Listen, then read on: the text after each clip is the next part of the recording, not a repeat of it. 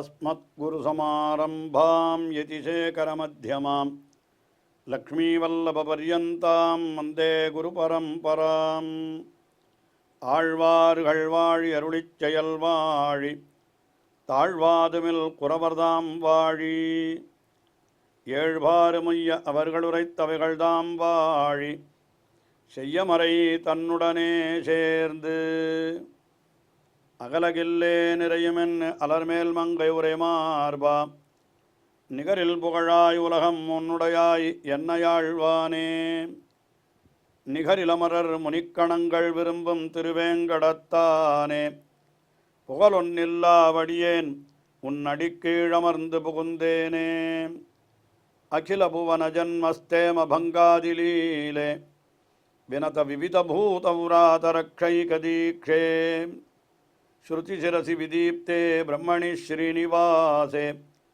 பவது மம பரஸ்மின் ஷேமுழி பக்திரூபா श्रीमान वेंकटनाथार्य कवितार्किककेसरी वेदांताचार्यवर्यो मे सन्निधत्तां सदा हृदि வேதாந்த தேசிகன் பல பல திவ்யதேசங்களிலே எழுந்தருளிருக்கின்ற எம்பெருமான்களை எல்லாம் துதித்து மிக அற்புதமான பல ஸ்தோத்திரங்களை அருளி செய்திருக்கிறார். முக்கியமாக காஞ்சிபுரத்திலே அமைந்துள்ள திவ்யதேசங்கள் பல. அவற்றிலே சில திவ்யதேசங்களை தம்முடைய ஸ்தோத்திரங்களாலே துதித்திருக்கிறார் வேதாந்த தேசிகன். அதிலே ஒன்று வேகாசேது ஸ்தோத்திரம் என்பது. வேகாசேது என்னால் வேகமாக வந்த நதி சரஸ்வதி, அவளுக்கு அணையாக சேத்துவாக இருந்தவன் எம்பெருமான். அதாவது பிரம்மா யாகம் செய்கிற பொழுது சரஸ்வதி தேவி கோபித்து கொண்டு அந்த யாகத்தை அழிப்பதற்காக முற்படுகிறாள். மிக வேகமான நதியாக வருகிறாள். தன்னை விட்டு அவன் யாகம் செய்கிறானே என்கிற காரணத்தினாலே. அப்பொழுது பிரம்மா வேண்டிக் கொள்ளுகிறான், இந்த யாகத்திற்கு எந்த விதமான ஒரு குறைவும் வரக்கூடாது என்று. உடனே எம்பெருமான் குறுக்கே அங்கே அணை போலே படுத்து கொண்டு அந்த சரஸ்வதி நதியினுடைய வேகத்தை குறைத்து விட்டானான். அதனால் அவனுக்கு வேகாசேது என்றே பெயர் ஏற்பட்டது. அப்படிப்பட்ட எம்பெருமானை குறித்து அருளி செய்யப்பட்ட ஸ்தோத்திரம்தான் இந்த வேகாசேது ஸ்தோத்திரம். 10 ஸ்லோகங்கள் கொண்ட மிகச்சிறிய ஸ்தோத்திரம், அற்புதமான ஸ்ரீசுக்திகள் அடங்கிய ஸ்தோத்திரம். அதிலே 6வது ஸ்லோகம். இதிலும் கீழே 5வது ஸ்லோகத்திலே சொன்னது போலவே அடியவர்கள் சொன்னபடியெல்லாம் கேட்கிறவன் இந்த எம்பெருமான் என்கிற அர்த்தத்தை மீண்டும் வலியுறுத்தி சொல்லுகிறார்.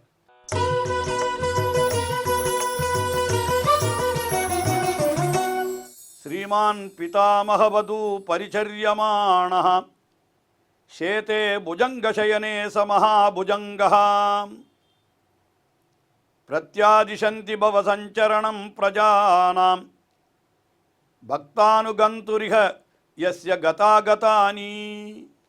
இந்த எம்பெருமான் எப்படிப்பட்டவன் என்றால், ஸ்ரீமான் பிதாமகவது பரிச்சரியமானஹ. பிதாமகவது என்னால் ஸ்ரீமான் என்னால் பெரிய பிராட்டியாருக்கு மணவாளன்.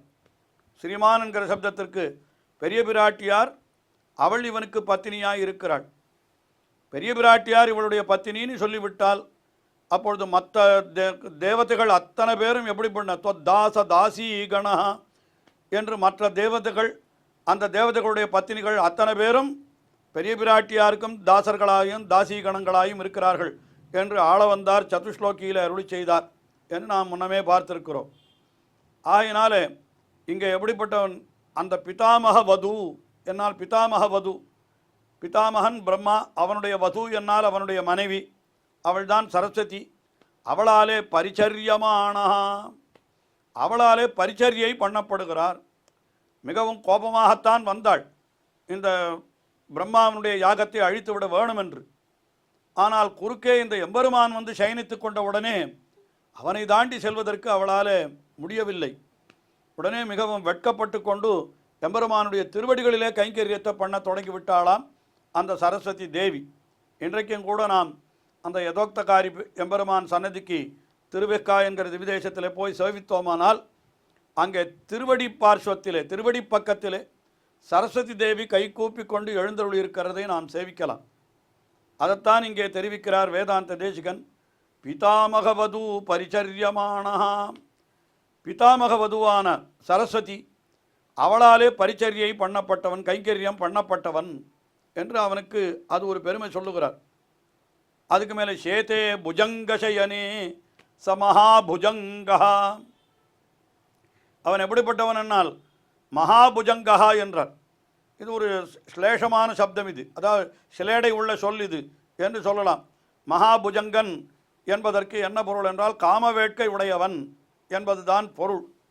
ஆனால் இங்கே நாம் என்ன சொல்லலாம், அடியவர்களிடத்திலே அவனுக்கு உண்டான பிரீத்தியை அப்படி சொல்லுகிறார் என்றே கூட நாம் சொல்லலாம்.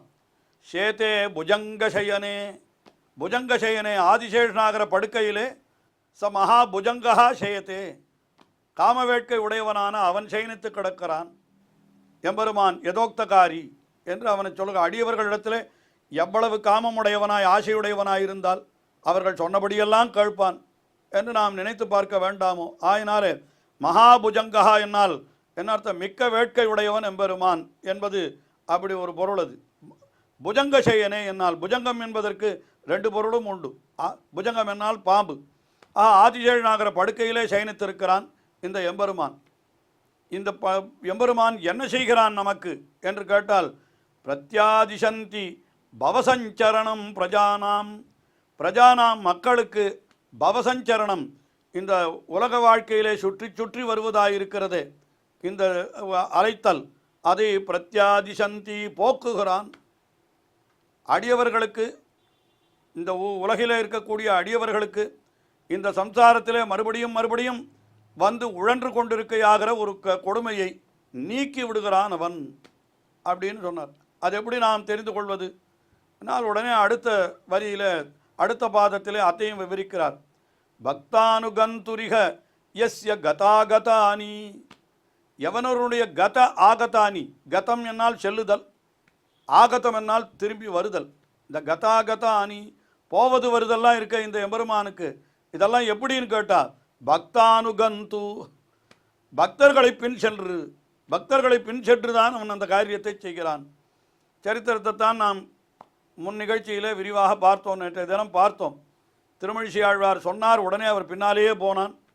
அவர் அழைத்தார், மறுபடியும் அவர் பின்னாலேயே வந்து விட்டான் அப்படின்னு பார்த்தா, இதுதான் கதாகதம் என்னால். நான் போவதும் வருவதும் அடியவர்கள் சொன்னபடி இவன் செய்தான். இவனுக்கு என்று தனியாக போவது வருவது கிடையாது. அடியவர்கள் வா என்றால் வருவான், அடியவர்கள் போ என்றால் போவான் என்று இப்படித்தான் இருக்கிறான். அதனால் இதுதான் இவனுடைய சுபாவம்.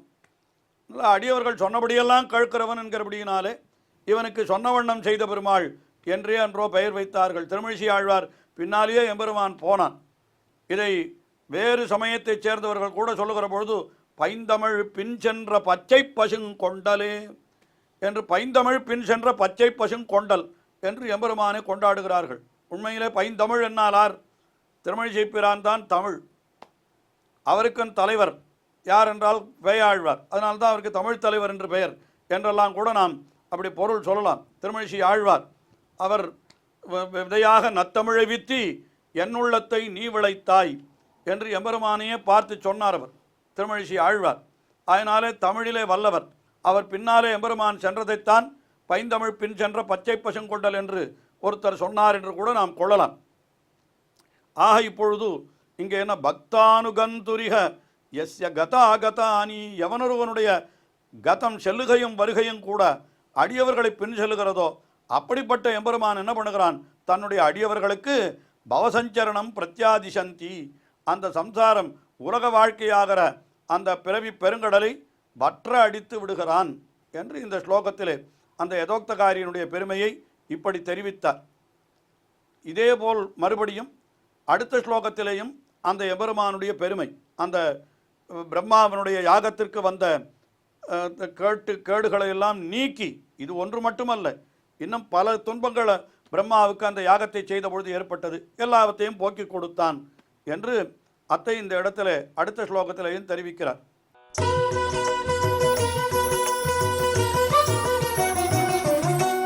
பிரசமித ஹயமேத வியாபதம் பத்மயோனே ஸ்ரிதஜன பரதந்திரம் சேஷபோகே சயானம் சரணமுபகதாக ஸ்ம சாந்த நிஷேஷதோஷம் சதமகமணி சேதும் சாஸ்வதம் வேகவத்யாக.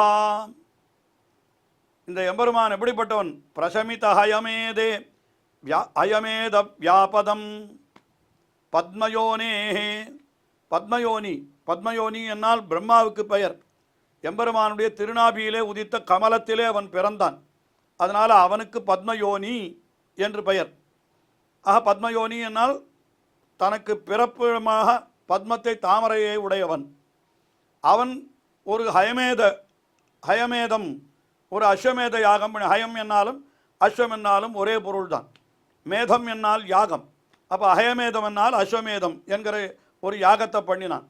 அந்த யாகத்திலே வந்த வியாபதம் ஒரு இடையூறு. அத்தை பிரசமித்தம் என்னால்னா அத்தை போக்கினவன் இவன் தான்.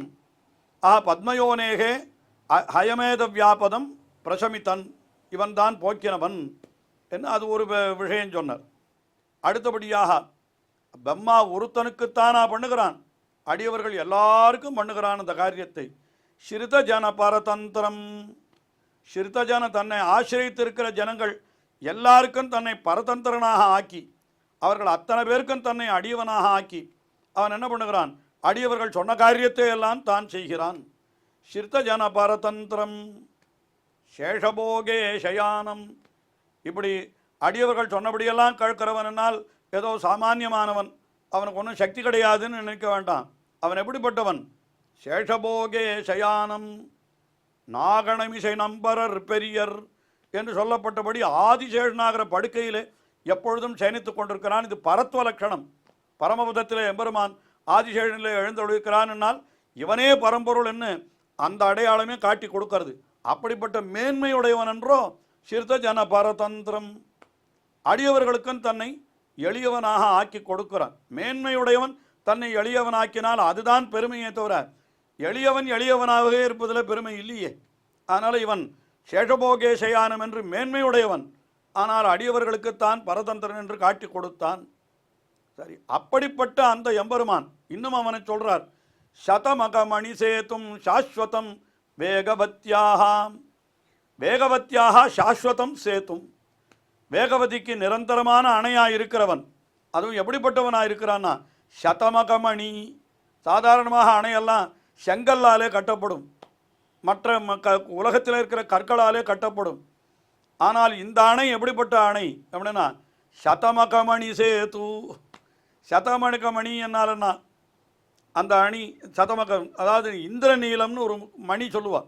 அதாவது நவரத்னங்களிலே நீலக்கல் என்று ஒன்று இருக்கிறதே, அதுக்கு சதமகமணின்னு பேர். அதற்கு ஏன்னா பகவான் எப்படிப்பட்டவனாக இருக்கிறான் என்றால் அந்த நீலக்கல் போல இருக்கிறவனாகினாலே அவனை என்ன சொல்லுகிறார்? சதமகமணி சேத்தும். அப்படிப்பட்ட ஒரு அணையாக இருக்கிறவன். அதுவும் சாஸ்வதம் சேத்தும். மற்ற அணைகளெல்லாம் பெரு வெள்ளம் வந்தால் வெள்ளத்தில் அடித்து கொண்டு போய்விடும். ஆனால் இவன் அப்படி அல்ல, சாஸ்வதம் சேத்தும், என்றைக்கும் நிலையான அணையாயிருக்கிறான். அப்படிப்பட்டவன் இவன் இவ்வளவு உயர்ந்தவன் என்று அவனுடைய பெருமைகளையெல்லாம் அடுக்கிக் கொண்டே போனார் இந்த இடத்துல. இப்படிப்பட்ட எம்பெருமான். அதுக்கு மேலே சாந்த நிஷேஷ தோஷம், எந்த விதமான குற்றங்களும் இல்லாதவன் எம்பெருமான். அதாவது இப்படி நினைக்கலாம், அவன் திருமழிசை ஆழ்வார் சொன்னபடியெல்லாம் கேட்டான், அப்போ திருமழிசை ஆழ்வாருக்கு இவன் வேலைக்காரன் என்னால் அது இவனுக்கு தோஷமன்றோ என்று நினைப்பார்கள் மற்றவர்கள். அப்படி அல்ல, மேன்மையுடையன். தன்னுடைய இச்சையினாலே தன்னை அடியவர்களுக்கு தன்னை அப்படி அதாவது அடியவனாக ஆக்கி கொடுத்தான் என்றால் அது அவனுக்கு பெரிய பெருமையைத்தான் உண்டாக்குமே தவிர அது தோஷத்தை உண்டாக்காது. அதனால தான் சஹஸ்ரநாமத்தில் சொல்கிற பொழுது கூட அவனை என்ன சொன்னான்? விஜிதா ஆத்மா. விஜிதா ஆத்மா பராசர பட்டர் வியாக்கியானம் பண்ணினார், அடியவர்களாலே ஜெயிக்கப்பட்டவன். விதேய ஆத்மா, அடியவர்களுக்குத்தான் அடங்கி நடப்பவன். அதுக்கு மேலே சத்கீர்த்திஹி, அதனால் இதையே தனக்கு புகழாக உடையவன் என்று சொல்லுகிறார். சத்கீர்த்திஹி என்னால்னா இப்படி அடியவர்களுக்குத்தான் கீழ்ப்பட்டிருப்பதை தனக்கு புகழாக உடையவன் என்று சொன்னார். அதனால் அதைத்தான் இங்கே சொல்கிறார், சாந்த நிஷேஷ தோஷம், எல்லா விதமான தோஷங்களும் அற்றவனாய் எழுந்தருள் இருப்பவன். அப்படிப்பட்ட அந்த யதோக்தகாரி எம்பெருமானை சரணம் உபகதாஸ்மா, சரணமடைந்திருக்கிறோம் நாம் எல்லோரும் அவனை சரணமடைந்திருக்கிறோம். அவன் நம்மை நிச்சயம் காத்தருள்வான். ஒரு திருவழிசை ஆழ்வாருக்கு சொன்னபடியெல்லாம் கேட்டவன் நமக்கும் கூட அவன் அருள் செய்யாமல் போவானா? அவன் அடியவர்களுக்கு ஆட்பட்டவன் என்பதை இந்த எம்பெருமானுடைய திருநாமமே காட்டுகிறது. இந்த மாதிரி வேறு எந்த திவ்ய தேசத்திலையும் எம்பெருமானுக்கு திருநாமம் அமையவில்லையே. யதோக்த காரி என்றும் சொன்ன வண்ணம் செய்த பெருமாள் என்றும் இருக்கக்கூடிய எம்பெருமான் அடியவர்கள் சொன்னபடியெல்லாம் செய்து அவர்களை நிச்சயம் காப்பான் என்று இந்த ஸ்லோகத்திலே அந்த கருத்தை வெளியிடுகிறார். தொடர்ந்து அனுபவிப்போம். ஸ்ரீயக்காந்தாய கல்யாண நிதயே நிதயேர்த்தினாம் ஸ்ரீவேங்கட நிவாசாய ஸ்ரீனிவாசாய மங்களம். ஸ்ரீமத் சுந்தரஜாமாதிர் முனிமானசவாசினே சர்வலோக நிவாசாய ஸ்ரீனிவாசாய மங்களம்.